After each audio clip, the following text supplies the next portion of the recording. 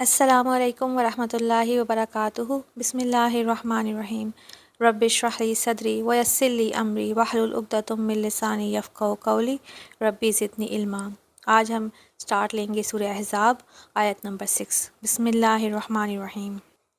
النبی، نبی صلی اللہ علیہ وآلہ وسلم، اولا زیادہ حقدار ہے، بالمؤمنین مومنوں پر، من انفسہم ان کے نفسوں سے بھی، وازواجہ اور اس کی بیویاں، امہاتہم ان کی مائیں ہیں۔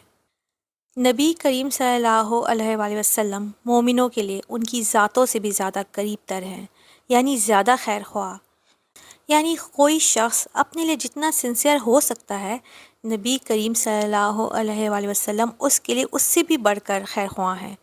ہم اپنے لیے اتنے سنسیئر نہیں ہو سکتے جتنے پیغمبر ہمارے لیے ہو سکتے ہیں، یا مومن ایک دوسرے کے ساتھ جتنے بھی خیر خواہ ہو سکتے ہیں یا قریب ہو سکتے ہیں، ان سب سے بڑھ کر نبی کریم صلی اللہ علیہ وآلہ وسلم مومنوں سے قریب تر ہیں، حتیٰ کہ ماں باپ سے بھی بڑھ کر۔ کیوں کہا جا رہا ہے یہ؟ کیونکہ جب تک خیر خواہی اور اعتماد کا یہ درجہ نہ ہو، اطاعت نہیں ہو سکتی۔ کسی کی بات آپ کب مانتے ہیں، یا کسی کی بات ماننا کب آسان ہوتا ہے؟ کہ وہ آپ کے لیے بہت سنسیئر ہو، سب سے بڑھ کر۔ یہ وجہ ہے نا کہ انسان زندگی میں جس کو بھی اپنا بہت خیر خواہ سمجھتا ہے، اس کی ہر بات سیدھی ہو، الٹی ہو، اچھی ہو یا بری ہو، فوراً مان لیتا ہے کہ یہ میرے لیے کبھی برا نہیں سوچ سکتا، تو میں اس کی بات تو نہیں ٹال سکتا۔ تو پیغمبر کی اطاعت بھی صرف وہ کر سکتا ہے جس کے دل میں یہ یقین ہو کہ نبی میرے لیے میری ذات سے بڑھ کر ہیں، جتنا میں خود اپنے لیے بھی نہیں۔ کیسے خیر خواہ ہیں وہ؟ انہوں نے کتنی تکلیفیں اٹھا کر ہماری آخرت کا جو انتظام کیا، جو پیغام ہم تک پہنچایا، اپنے ماں باپ بھی ایسے نہیں اٹھا سکتے۔ ایک طائف کے واقعے کو ہی یاد کریں، اور مکہ میں جو تکلیفیں اٹھائیں، 13 سال آپ نے، کوئی ماں باپ بھی نہیں کر سکتا۔ اور جو پیغام آپ نے دیا، اس میں جو خیر خواہی ہے، وہ کسی اور بات، مشورے، وزڈم میں ہو ہی نہیں سکتی۔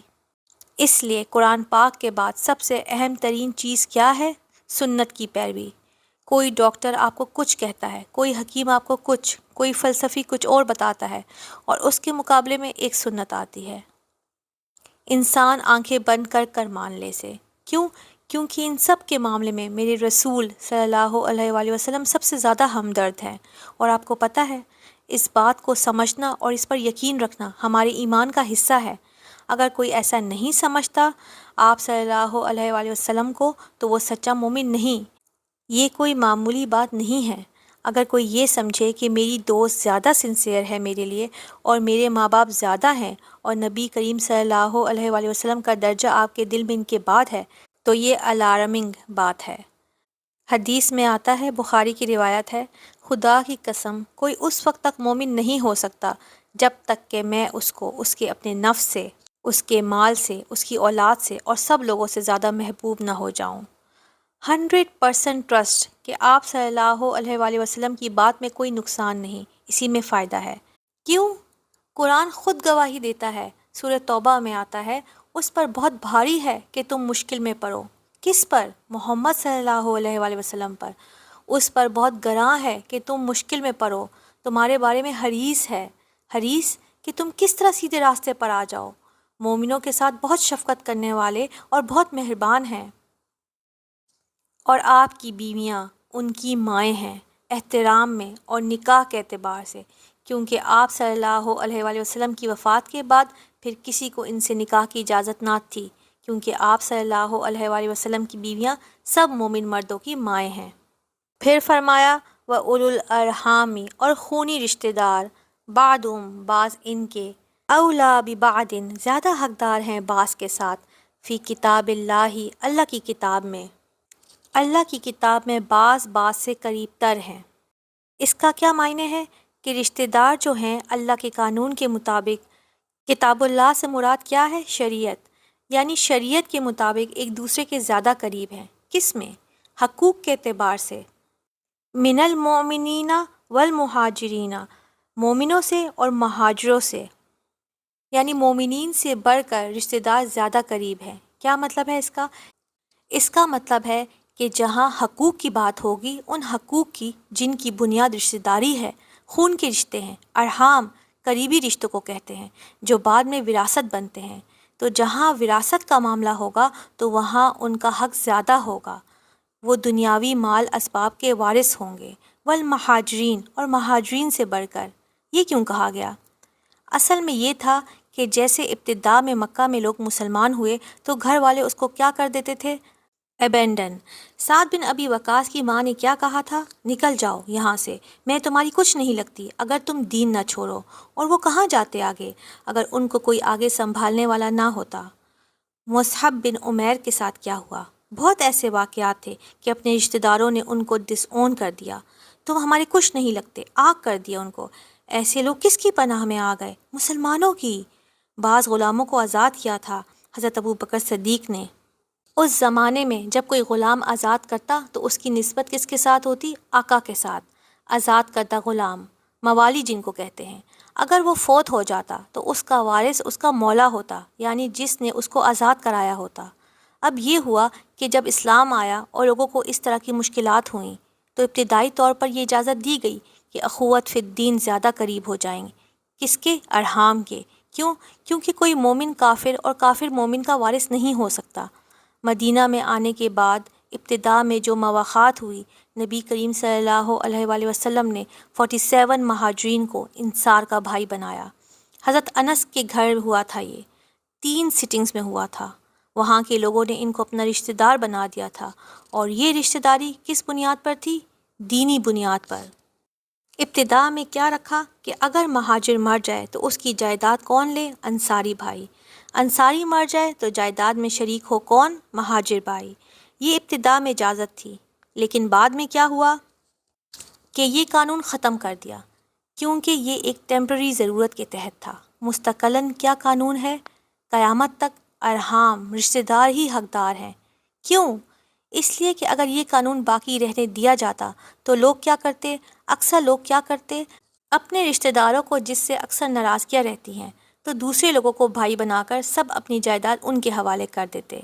جہالت میں اب بھی کئی لوگ ایسا کر رہے ہیں، یا پھر دوست بناتے امیر لوگوں کو اور غریب بیچارے رہ جاتے، اور دوستی اور رشتہ داری کی بنیاد ہی الٹ جاتی۔ تو اسلام کیا چاہتا ہے کہ ہر چیز کس پہ لوٹے؟ اصل پہ۔ اس صورت میں ایک خاص بات جو آپ کو ملے گی وہ چیزوں کو اپنی اصل میں لوٹانے کی ہے، رشتوں کو اصل پہ، یعنی سچائی بیس دین ہے۔ الا، مگر، ان تفعلوا، یہ کہ تم کرو، الی اولیاءکم، اپنے دوستوں کے ساتھ، معروفا، کوئی بھلائی، خیر خواہی۔ اس کی اجازت اب بھی ہے کہ جب تک تم زندہ ہو اپنے دوستوں کو کچھ بھی دے سکتے ہو، اس کی ممانعت نہیں، بطور تحفہ، ہبہ، ہدیہ، کچھ بھی۔ لیکن مرنے کے بعد وراثت دوست نہیں بن سکتے۔ کون بنے گا؟ خون کے رشتے، چاہے وہ دنیا میں آپ کے ساتھ کریں یا نہ کریں، کچھ دے یا نہ دے۔ اللہ نے بنیاد سالڈ رکھی ہے تقسیم وراثت کی۔ معروف کہتے ہیں معقول طریقے سے کرنا، یعنی جو قابل قبول ہو، اور مرنے کے بعد بھی دروازہ کھلا ہے کس چیز کا؟ وصیت کا۔ اگر کوئی زندگی میں وصیت کر جائے کہ میرے مال کا 1/3 فلاں کو دے دیا جائے تو دے سکتا ہے، لیکن سارے مال کا کوئی وارث نہیں بن سکتا، نہ کوئی رشتہ دار، نہ کوئی دوست۔ اور معروف کا ذکر اس لیے بھی کیا گیا تاکہ کہ اگر کوئی قرضہ وغیرہ ہو تو وہ پورا کر کے پھر وصیت اور پھر باقی تقسیم۔ کانا، ہے، ذالک، یہی، فی الکتابی مستورا، کتاب میں لکھا ہوا۔ یہ بات کتاب میں لکھی ہوئی ہے۔ کون سی کتاب میں؟ یا تو قرآن پاک ہے یا لوح محفوظ، دونوں معنی ہو سکتے ہیں۔ یعنی لوح محفوظ میں یہ بات لکھی ہوئی ہے۔ وہ کہتے ہیں نا، یہ بات پتھر پر لکیر کی طرح ہے۔ کیا مطلب ہے اس بات کا؟ پکی بات ہے، اصل قانون ہی یہی ہے۔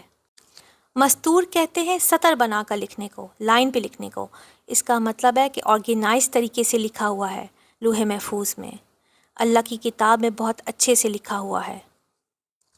وَإِذْ أَخَذْنَا مِنَ النَّبِيِّينَ مِيثَاقَهُمْ، اور جب ہم نے لیا نبیوں سے ان کا عہد۔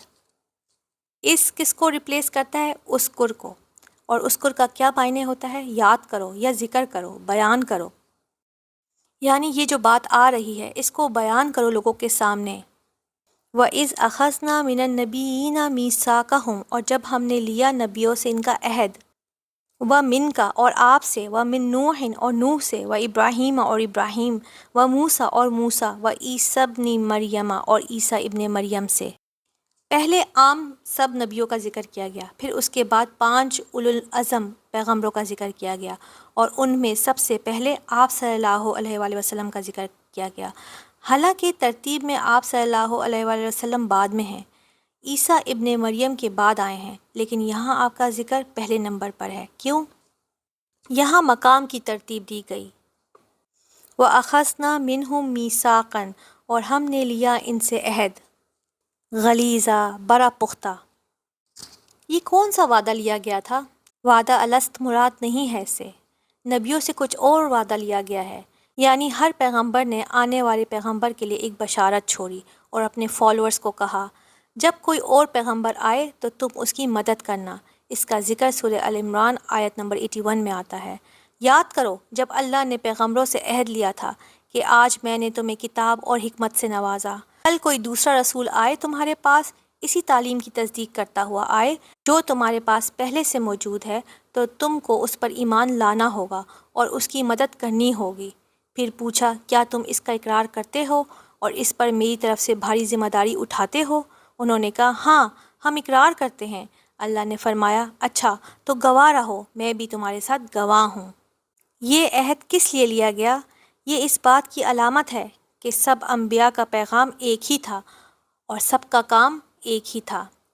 جتنے پیغمبر دنیا میں آئے ان سب نے اپنی قوم کو اس آخری دن سے ڈرایا، یعنی ایک طرف لوگوں کو اللہ کی طرف بلایا اور دوسری طرف آخرت کے دن سے ڈرایا۔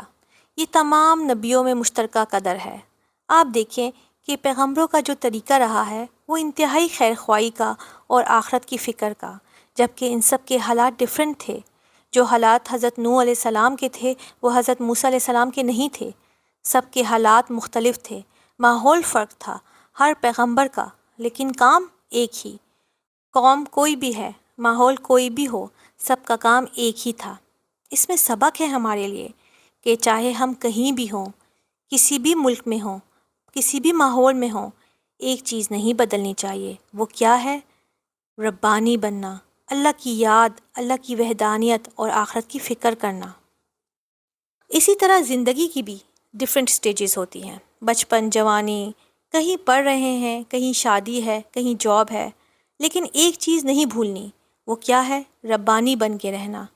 مومن کا دل اللہ کی یاد میں ڈوبا ہوا ہوتا ہے، اس کی فکر اور غم بس آخرت ہوتا ہے، اور یہی قرآن پاک کا مقصد ہے۔ پڑھنے پڑھانے کا یہی مقصد ہے کہ ہماری ساری وفاداریاں اللہ کے ساتھ ہو جائیں۔ کیوں؟ وہیں سے آئے ہیں اور اللہ کے پاس ہی جانا ہے، تو اسی کے بن کر رہیں۔ ہم سب کو اپنی نیتوں کا جائزہ لینا چاہیے۔ اگر کسی کے اندر اللہ کی محبت نہیں آئی، آخرت کی فکر نہیں، تو ہم نے تو پھر کچھ نہیں پایا۔ اگر ہم نے اپنے لیے کچھ نہ کیا تو کوئی ماں باپ، اولاد، یار دوست کام نہیں آئیں گے۔ اگر ہم رب کو راضی نہیں کر سکتے تو ہم دھوکے میں ہیں۔ تو یہ پکا وعدہ جو نبیوں سے لیا گیا تھا کہ خود بھی اللہ والے بنو گے اور لوگوں کو بھی اللہ کی طرف بلاؤ گے۔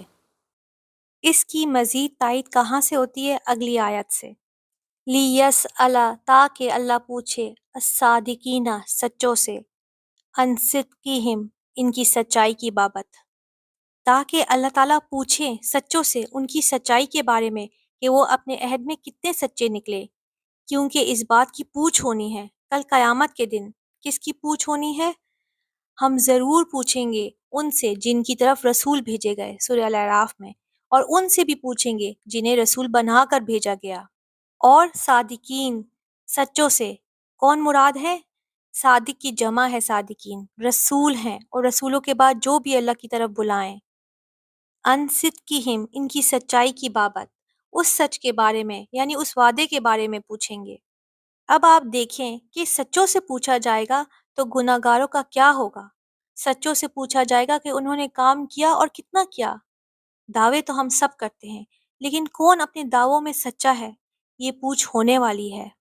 وَأَعَدَّ اور اس نے تیار کیا ہے للکافرین کافروں کے لیے عذاباً علیما نہایت دردناک عذاب، یعنی جو اس وعدے سے پھر جائیں۔ اگرچہ وعدہ تو پیغمبروں سے لیا گیا تھا، لیکن پیغمبروں کے بعد جو ان کی امت ہے، خاص طور پر امت مسلمہ، کون اپنے لا الہ میں کتنا سچا ہے، کوئی کیا کر رہا ہے، سچا ہے یا نہیں، تو جو سچا ہے اس سے بھی پوچھا جائے گا۔ ڈرانے والی آیت ہے کہ جو قیامت کے دن کا جو حساب ہے وہ معمولی نہیں ہے۔ اگر سچے پیغمبروں کا حساب ہونا ہے، اگر سچے لوگوں کا حساب ہونا، تو جھوٹے اور فراڈی لوگوں کا کیا بنے گا؟ اصل میں ہمیں آخرت کی فکر ہی نہیں ہے، ہمیں لگتا ہے بس یہی دنیا ہے، یہی مال اور یہی اقتدار ہے۔ اس میں ڈوب جاتا ہے انسان، اپنے آپ کو بڑا سمجھنے لگتا ہے۔ آخرت میں جو کچھ پیش آنے والا ہے وہ کوئی کھیل نہیں ہے۔ السلام علیکم ورحمۃ اللہ وبرکاتہ۔